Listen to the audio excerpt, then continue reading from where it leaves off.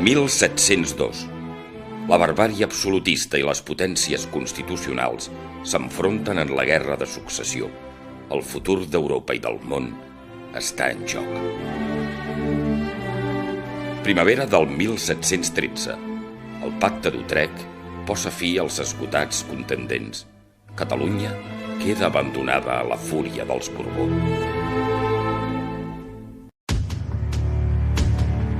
L'estat català decideix continuar la lluita en defensa de les constitucions i llibertats de Catalunya. Viurem lliures o morirem! Juliol de 1713. S'aixeca un exèrcit en defensa de la terra. Els exèrcits de Felip V ataquen Catalunya i Barcelona, però són sistemàticament derrotats.